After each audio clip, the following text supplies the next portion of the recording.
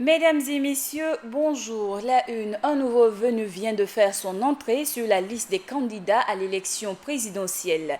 Il s'agit de Ablassé Ouédraogo, président du parti Le Faso Autrement. Les détails dans ce journal. En prémisse du colloque international sur les changements climatiques de Paris en fin 2015, la Fédération des Verts africains FEVA outille ses membres. Les syndicats des travailleurs burkinabés désirent une révision du code du travail afin qu'ils prennent en compte les besoins des travailleurs. Bienvenue au 13h de Burkina Info. Aujourd'hui, un candidat vient de faire son entrée dans l'arène de la course à Kosiam. Il s'agit de Ablassé Ouédraogo, président du parti Le Faso Autrement. Il vient de déposer sa candidature pour sa participation à l'élection présidentielle du 11 octobre prochain. Nous joignons à l'instant Joël Zoundi, notre reporter sur les lieux. Allô Zoundi? Oui, alors bonjour Benazir Boudou. Bonjour Zoundi, comment se déroule cette remise de caution? Voilà, le candidat du parti Le Faso Autrement, Ablassé Ouédraogo, vient effectivement de déposer sa candidature à l'élection présidentielle du 11 octobre. Il est arrivé ici au Conseil constitutionnel autour de 11 h, accompagné de sa petite fille, et une bonne délégation de son parti, les militants de son parti. Il a suivi le processus de dépôt, d'abord au niveau du siège, au niveau du bureau du greffier en chef, avant de sortir s'adresser aux journalistes qui étaient massivement présents au niveau du Conseil constitutionnel ce midi. En plus de Ablassé Ouédraogo, y a-t-il d'autres candidats qui ont déposé leur candidature pour l'élection présidentielle de 2015? Oui, en place du docteur Ablassé Ouédraogo, il y a le candidat Ram Ouédraogo des Verts du Burkina qui fut le premier à déposer son dossier de candidature et il l'a fait depuis lundi dernier. D'accord, merci à toi Zoundi. Nous reviendrons plus en détail sur cette remise de candidature au Conseil constitutionnel dans nos prochaines éditions. Et parlant de constitution, la constitution du 2 juin 1991 du Burkina, les Burkinabés seront sur situation politique au Burundi. La communauté internationale lance un nouvel avertissement aux autorités du Burundi. Dans un texte commun, les représentants des Nations Unies, de l'Union africaine, de l'Union européenne, mais aussi de la Belgique et des États-Unis demandent une nouvelle fois à Bujumbura de s'engager dans un véritable dialogue avec l'opposition et la société civile, mais également de respecter l'accord de paix d'Arusha. La communauté internationale invite les autorités à renouer le dialogue afin d'enrayer la spirale de la violence et à restaurer la crédibilité du gouvernement miné par des tensions et un processus électoral contesté. Écologie à présent, afin de renforcer les capacités de ses membres, la Fédération des Verts africains FEVA organise un séminaire de formation depuis ce matin. Le thème abordé est relatif à l'idéologie et à l'environnement. Ibrahim Sani. La conférence internationale de la Fédération des Verts d'Afrique, FEVA, a débuté ce jeudi 13 août 2015 à Ouagadougou. Idéologie et environnement, élections et campagne, ce sont ces deux thèmes qui vont animer cette formation des écologistes. 4 jours durant, nous allons donner une formation au niveau des Verts de l'Afrique de l'Ouest. Et puis il y aura une conférence internationale qui va s'en suivre avec tous les Verts d'Afrique. Il s'agit de former nos jeunes à l'écologie politique, la protection de l'environnement, aux échéances électorales et puis aussi aux idéaux de paix, de non-violence. Donc c'est tout ça qui va constituer le clou de 4 jours de formation. Tous les problèmes qui se passent en Afrique viennent toujours des élections selon le président des Verts. Et c'est ce qui explique le deuxième thème qui porte sur les élections. Le thème sur les élections, parce que vous voyez très bien que tous les problèmes qui se posent à l'Afrique viennent toujours des élections. Soit mal organisées, soit des élections mal conduites, soit des hommes politiques qui utilisent des messages qui sont très nocifs. Et à la fin, ce sont les populations qui payent le prix. Donc il est bon de former les jeunes, surtout les jeunes, à la pratique de la démocratie. La démocratie, ce n'est pas la guerre. Au sortir de ces 4 jours de formation, les participants devront sortir aguerris de certaines notions sur la préservation de l'environnement. Et à la fin de ces 4 jours de formation, logiquement, les participants doivent ressortir aguerris, ne serait-ce des notions préliminaires de notre vécu quotidien vis-à-vis de notre environnement, les actes que nous posons. Si vous prenez par exemple le deuxième thème, nous sortirons avec des stratégies.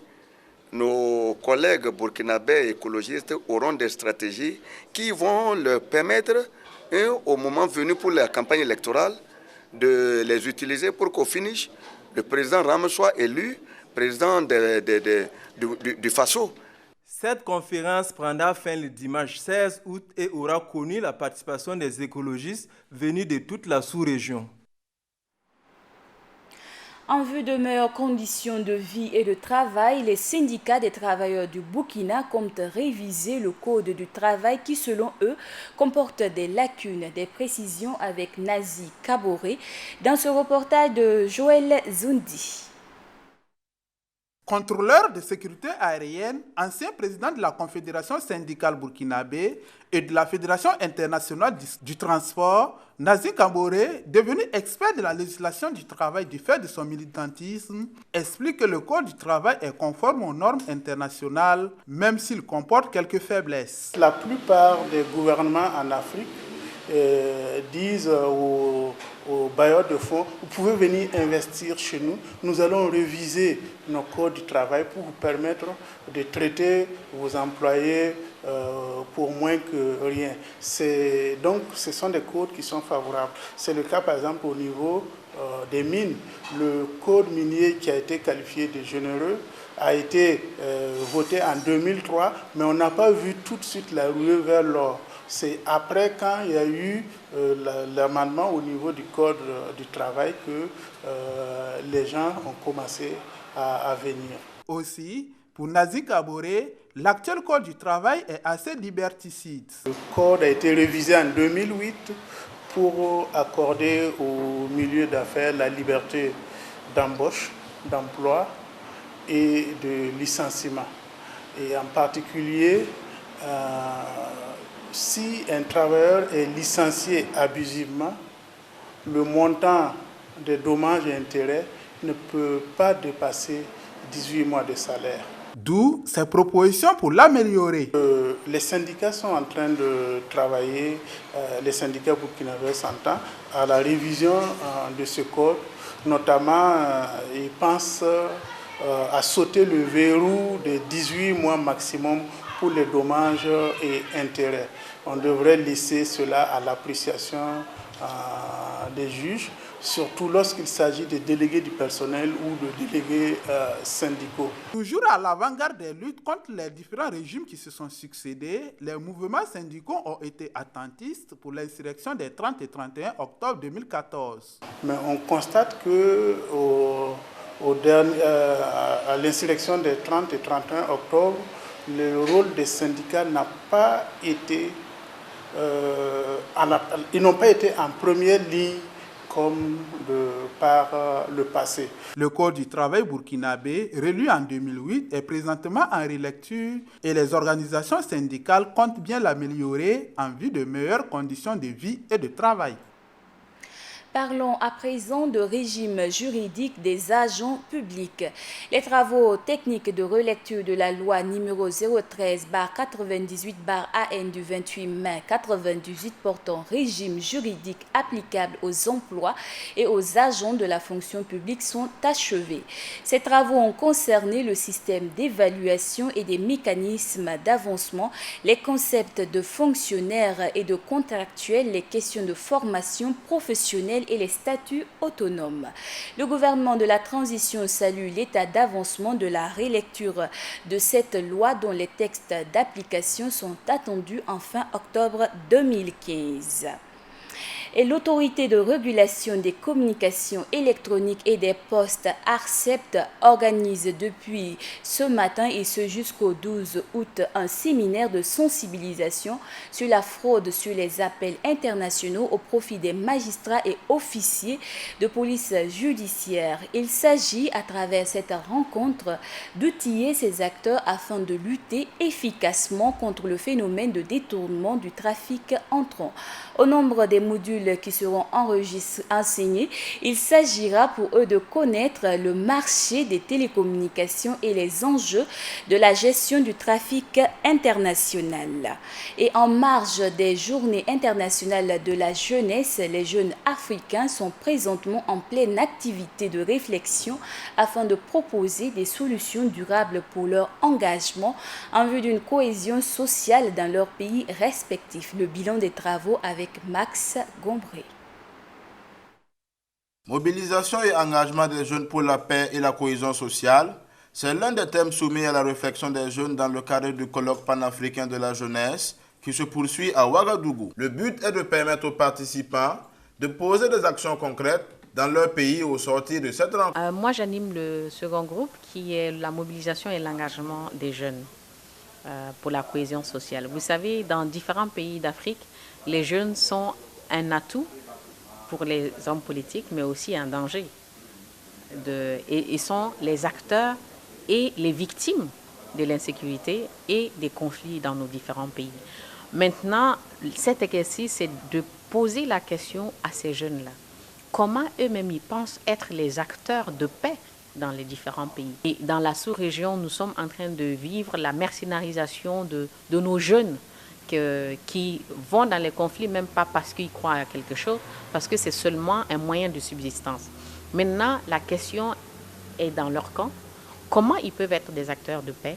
Quels sont les préalables que les gouvernements doivent mettre en place pour pouvoir leur permettre de jouer ce rôle pleinement? Et pour ce faire, les participants s'engagent à faire des propositions innovantes. Nous espérons qu'à la fin, nous pourrons faire des recommandations qui non seulement seront prises en compte, mais seraient des recommandations non seulement innovantes, mais qui seraient très efficientes pour mettre fin à tous ces conflits, à toutes ces crises qui jalonnent l'Afrique. Parlant d'innovation, celle de ce colloque est particulièrement basée sur le suivi de ces propositions. De nos présentations hier, c'est qu'au sortir des travaux de groupe ici, les jeunes seront engagés pour aller mener des actions concrètes dans leur pays et de s'assurer de faire un suivi au niveau de leur pays sur les différents engagements et les conventions que les États ont signées. Les jeunes se disent prêts à rompre avec la léthargie et de partager leurs expériences avec la jeunesse de leur pays respectifs, car selon eux, ce colloque ne doit pas être un colloque de plus. Au Burkina, plus de 70% de la population est jeune. Et comment arriver à insérer cette jeunesse dans le tissu socio-économique afin qu'elle ne bascule vers le chômage et la délinquance? Le point des pistes de solution avec le début hier des Journées internationales de la jeunesse, et c'est avec Joël Zundi. La jeunesse d'un pays constitue la matière la plus dynamique, la plus délicate, la plus stratégique pour son avenir. C'est pourquoi son encadrement et son éducation revêtent une importance primordiale et requièrent un investissement conséquent, aussi bien dans le domaine formel que dans l'éducation extrascolaire. La politique des autorités burkinabées en la matière est prescrite à travers plusieurs textes juridiques et confirmée par une volonté politique affichée dans leurs programmes et déclarations officielles. L'objectif recherché, c'est que désormais les jeunes puissent être impliqués comme il se doit dans le développement économique et social de tous les pays de la sous-région et en particulier du Burkina Faso. L'Organisation des Nations Unies définit le terme la jeunesse comme étant les personnes âgées entre 15 et 24 ans. Cependant, s'accommode aux textes et règlements en vigueur en la matière dans chaque pays. Le thème de la présente journée est l'engagement civique des jeunes, un thème bien à propos après l'insurrection des 30 et 31 au Burkina, menée de bout en bout par la jeunesse. Si nous ne prenons pas en compte les considérations de cette jeunesse-là, à savoir bien entendu la prévention de ce qu'on appelle la violence qui arrive, n'est-ce pas, avec les mouvements extrémistes, il est fort, j'allais dire, sûr que cette jeunesse-là puisse être à la merci de ces associations, de ces structures terroristes-là. Et c'est la raison pour laquelle, bien entendu, l'accent particulier va être mis sur la citoyenneté, le civisme et bien entendu la culture de la démocratie et de la paix. Sur le plan démographique, 73,7% de la population nationale est âgée de moins de 29 ans, donc demandeur potentiel de travail. Selon l'Institut national de la stratégie et de la démographie, INSD, la population active de 15 ans et plus devrait augmenter de 140 000 à 150 000 personnes par an. Au regard de l'importance de la jeunesse, le gouvernement, pour résoudre les problèmes de jeunesse, a élaboré une politique nationale de jeunesse et initié plusieurs stratégies pour sa mise en œuvre, aussi bien à travers la politique de l'emploi classique et initié des fonds communs. Décrié pour sa mauvaise gestion du championnat national de cyclisme du Tour du Faso et de règlement des factures des prestataires, le président de la Fédération burkinabé de cyclisme, Alassane Ouangraoua, se défend. Cette situation témoigne de la difficulté de mobilisation de fonds selon lui. Hassan Nakro.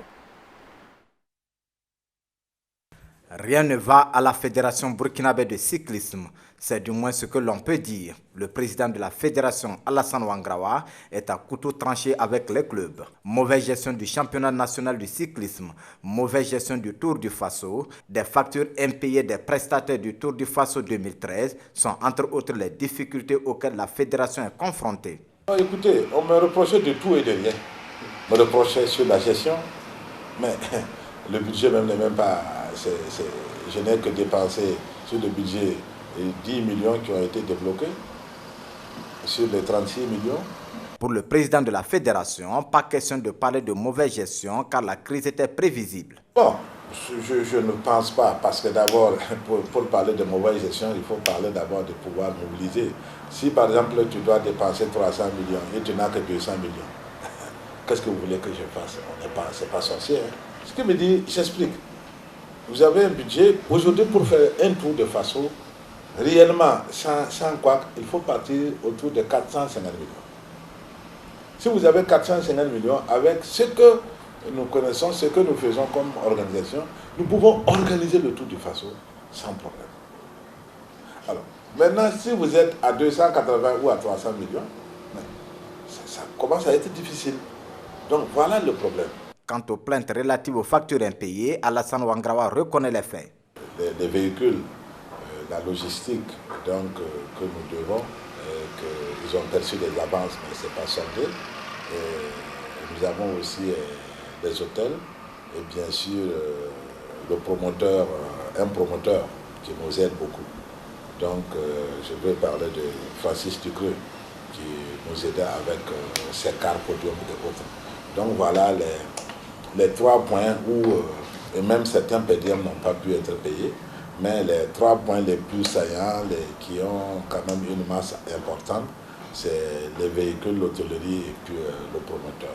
Malgré la situation que traverse cette fédération, le président confirme le déroulement de la 28e édition du Tour du Faso qui aura lieu du 31 octobre au 8 novembre 2015 et sera piloté par un secrétariat permanent initié par le ministère des Sports et Loisirs en lieu et place de la fédération. Hors de chez nous, un camion piégé a explosé aujourd'hui au milieu d'un marché bondé dans la ville de Saïd City, la banlieue populaire chiite de Bagdad. Selon les derniers bilans provisoires, les forces de sécurité annoncent au moins 76 morts et plus de 200 blessés. Le groupe État islamique a revendiqué l'attaque. Cet attentat s'annonce comme l'un des plus meurtriers dans la capitale irakienne depuis l'entrée en fonction du Premier ministre Haïdar El-Alabi il y a un an. Au Mali, à présent, un policier et un civil ont été blessés hier soir à Bamako, la capitale malienne, par des hommes armés non identifiés. Ces derniers ont tiré sur un poste de police selon une source militaire. Le ministre de la Sécurité assure qu'il s'agit d'un acte isolé. L'attaque a visé le poste de police de la gare routière de Sogoniko, quartier du sud-est de Bamako. Nous recevons à présent sur ce plateau du Trésor Salifou Dembélé, ministre de la Justice, de la Jeunesse, de la Fonction professionnelle et de l'Emploi. Bonjour monsieur et bienvenue sur ce plateau du Trésor de Burkina Faso. Bonjour. Hier, il y a eu les Journées internationales de la jeunesse et à cet effet, 2 jeunes ont remis les doléances de l'ensemble des jeunes au monument des martyrs du Burkina Faso. Selon vous, quelle est la symbolique de cette remise de doléances? Je pense que la symbolique est double. Et la première, c'est que ça s'est déroulé à un endroit quand même qui rappelle beaucoup de souvenirs dans ce pays. C'est le monument aux martyrs.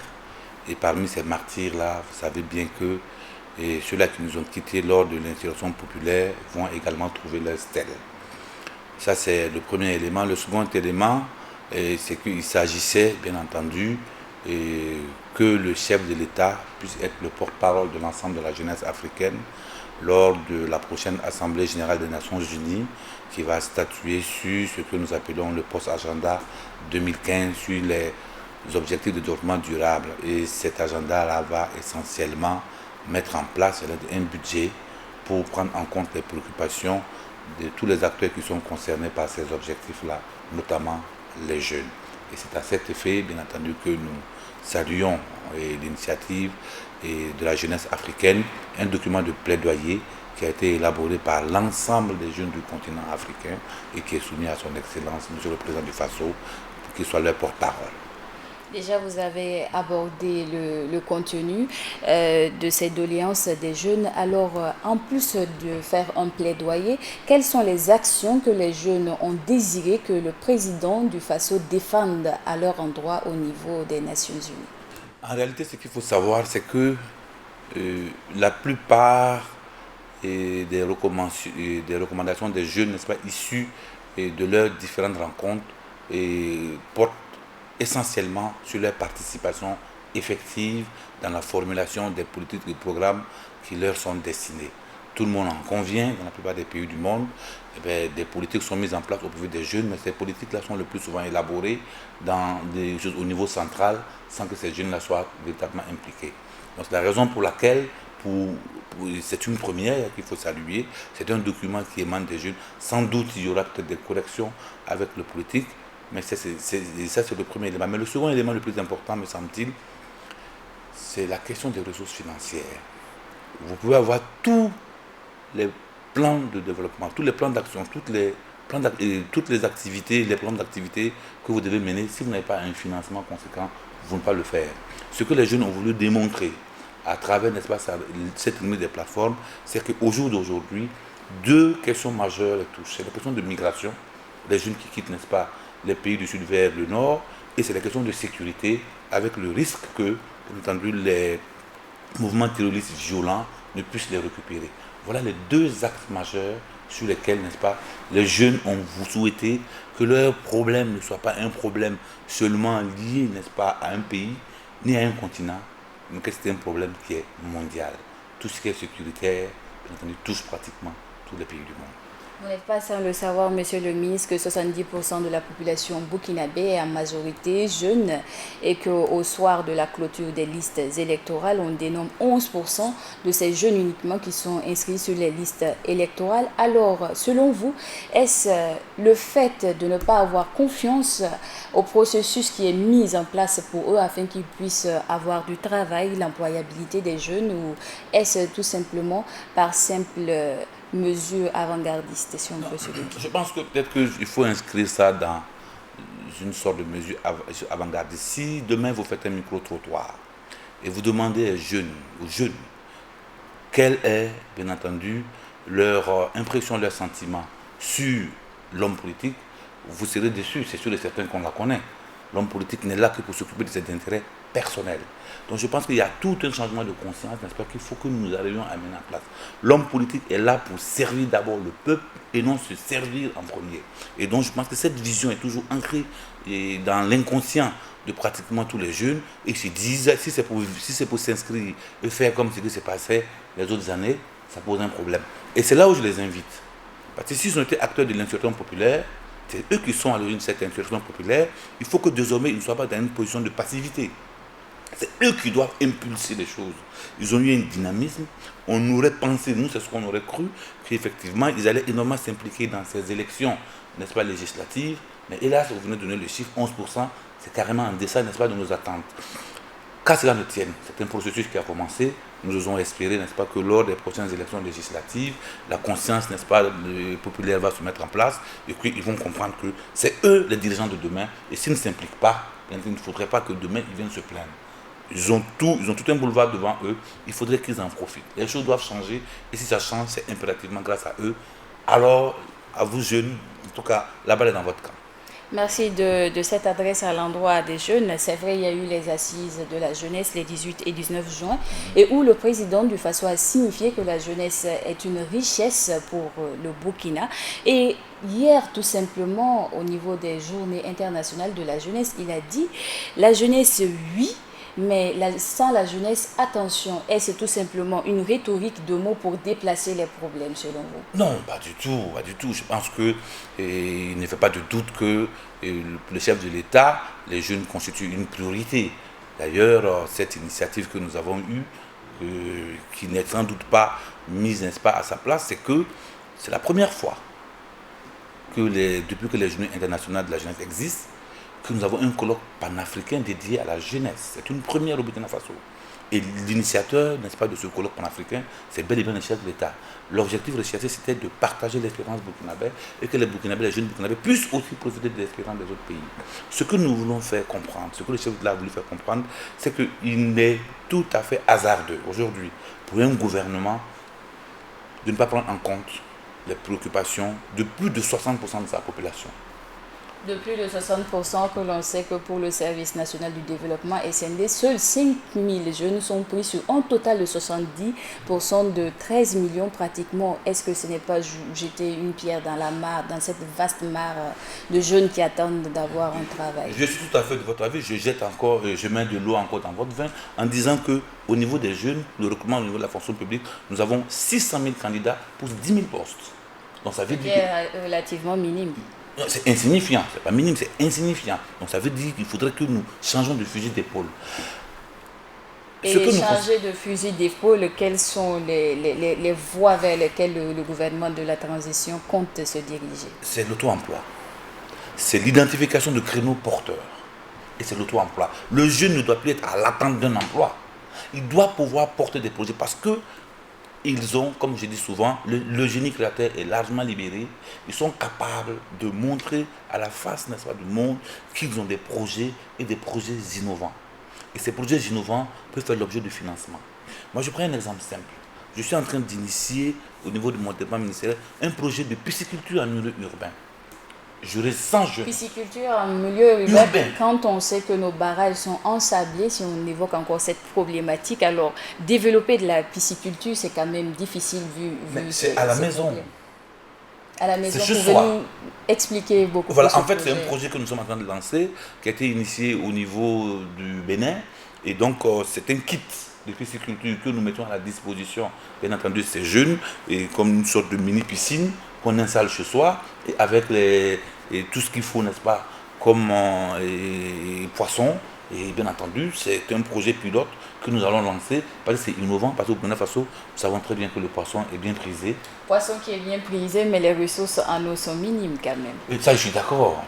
Là, nous avons passé une convention avec l'ONEA à ce titre-là, pour pouvoir, n'est-ce pas, nous alimenter. Le travail est... Et comment vous ferez dans la mesure où on a des délestages d'eau pratiquement sur le fil de l'année? Non, vous savez, lorsque vous faites de la pisciculture, dès l'instant où le bassin est rempli, il reste. On ne l'évacue pas. Donc le bassin n'est pas évacué pendant plus de choses, au moins 6 mois. C'est tous les 6 mois que nous changeons de l'eau.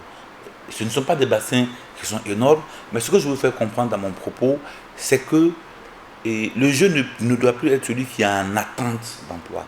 Vous savez, aujourd'hui, qui crée de l'emploi? Nous n'avons que 2, secteurs qui créent de l'emploi. Ou le secteur public, qui de plus en plus est en train, bien entendu, de ne pas pouvoir jouer sa partition à ce niveau, ou le secteur privé.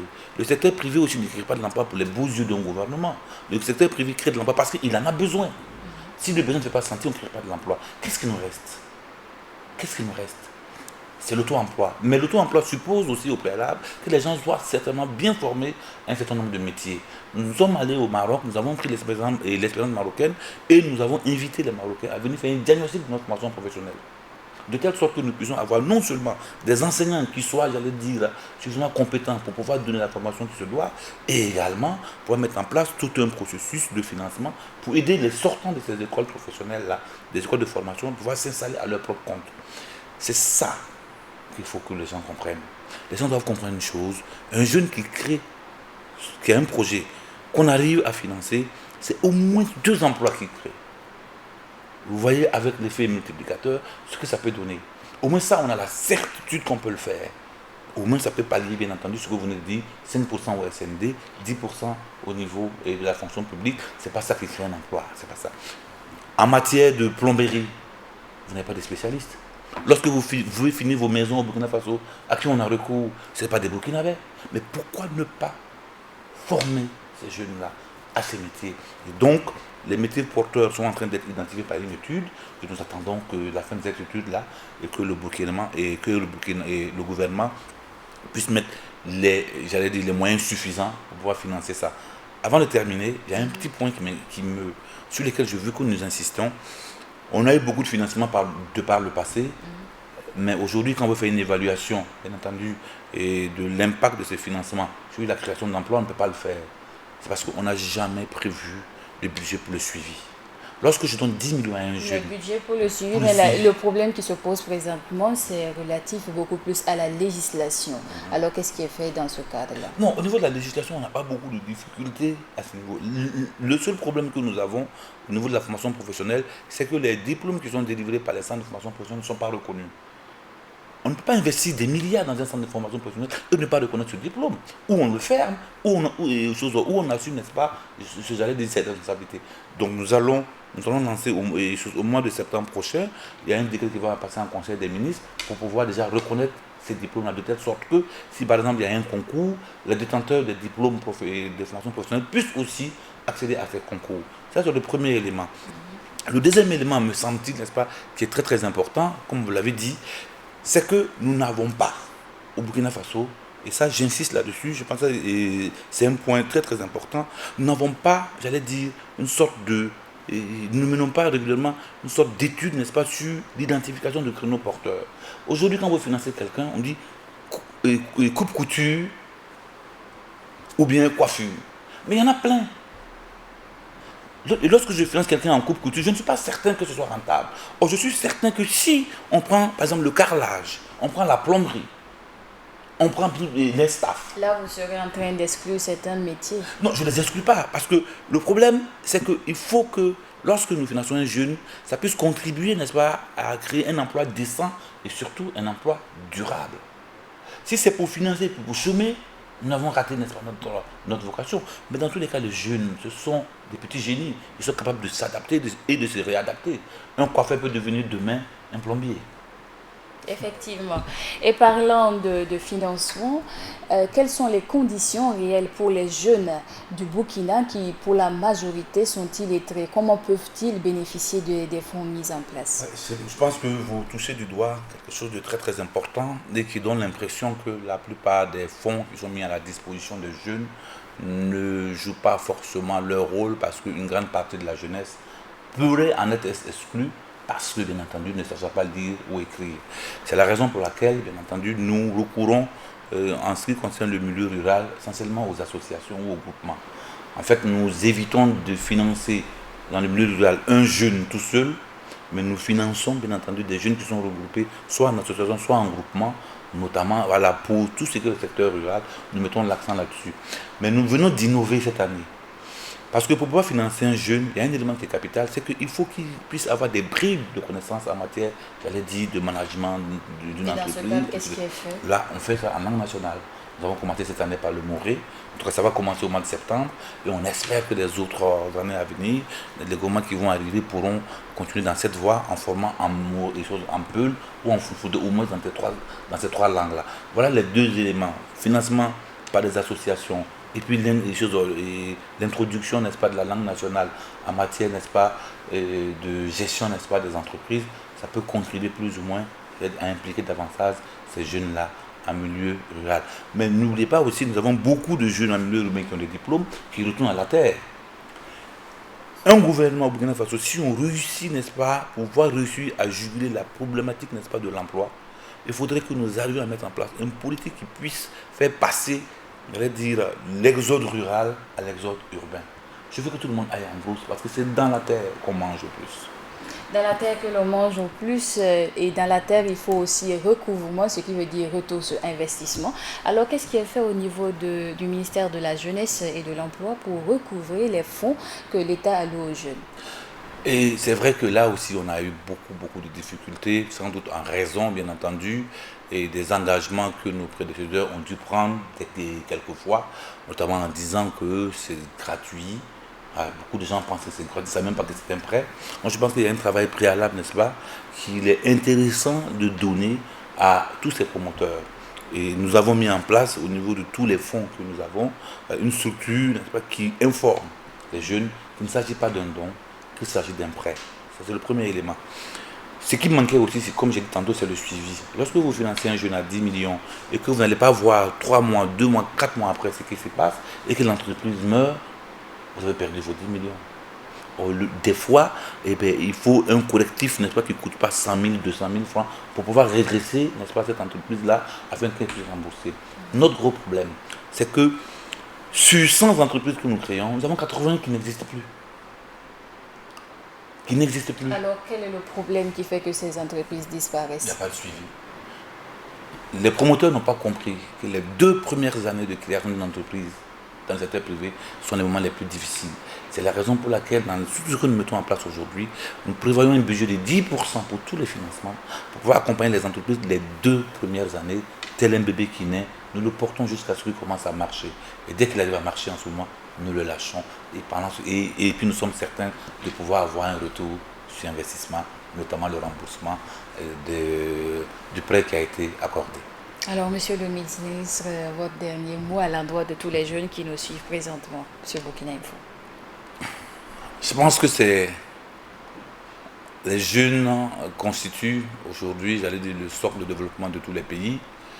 Et l'impression que j'ai, c'est que certains jeunes n'ont toujours pas pris la mesure de leur poids, de leur importance dans le développement du continent africain.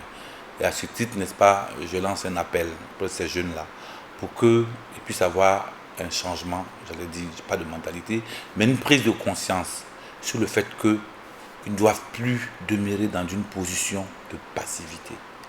Quand on est acteur, ça veut dire que ce sont les jeunes qui doivent se mettre en valeur devant la Sélecte. Ils ne doivent pas être des demandeurs. Ils doivent venir proposer. Alors, ce que nous constatons encore, mais qui est en train petit à petit, n'est-ce pas, de diminuer, c'est que les jeunes continuent toujours à être dans une situation de passivité.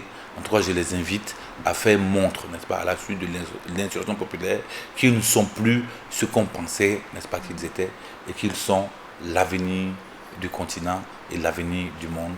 Vive la jeunesse. Merci beaucoup, monsieur. Je vous en prie, madame. C'est tout pour cet entretien avec M. Salifou Dembélé, ministre de la Jeunesse, de la formation professionnelle et de l'emploi. Entretien qui met fin au journal du 13h sur la chaîne Burkina Info. À tous ceux qui nous ont suivis depuis Garango et partout ailleurs dans les 45 provinces du Burkina, Yeleke.